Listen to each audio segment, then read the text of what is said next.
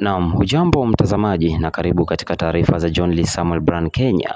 Iwapo ndio mara yako ya kwanza kujiunga kwenye channel hii, basi hakikisha kwamba umeweza kusubscribe ili ukaweze kuwa katika nafasi nzuri ya kupata taarifa zaidi kadri yanavyotukia. Taarifa iliyokuletea hivi sasa ni kuwa mwanaharakati wa Kenya Boniface Mwangi na mwandishi wa Uganda wakili Agatha Hatuhaire wamerejeshwa makwao kutoka nchini Tanzania. Maafisa wa polisi wamesema wawili hao waliosafiri hadi nchini Tanzania ili kuhudhuria kesi inayomkabili kiongozi wa chama cha Chadema nchini humo Tundu Lissu wamefurushwa Tanzania muda mfupi baada ya kukamatwa. Mwangi alikamatwa Mei tarehe 19 kwa madai ya kutoa habari za uongo ili kuruhusiwa kuingia nchini humo.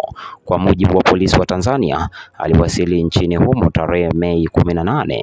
Mashirika ya wanaharakati yakiwemo yale ya The Tanzania Human Rights Defenders Coalition THRDC kwa ushirikiano wa kituo cha sheria nchini Tanzania TLS na shirika kuu la sheria Afrika Mashariki EALS walitoa ushauri wa kisheria kwa wanaharakati hao wawili. Kutimuliwa kwa wawili hao nchini humo kunajiri siku chache tu baada ya wanaharakati wengine kutoka Kenya kuzuiwa kuingia nchini Tanzania kuhudhuria kesi dhidi ya Lissu. Waliozuiliwa kuingia Tanzania ni pamoja na aliyekuwa jaji mkuu Willy Mutunga, kiongozi wa chama cha People's Liberation Party Martha Karua na wanaharakati wengine. Siku ya Jumatatu, Rais wa Tanzania Samia Suluhu Hassan alionya dhidi ya wanaharakati kuingia nchini mwake na kuvuruga amani. Kiongozi wa chama cha Chadema Tundu Lissu anakabiliwa na kesi ya uhaini.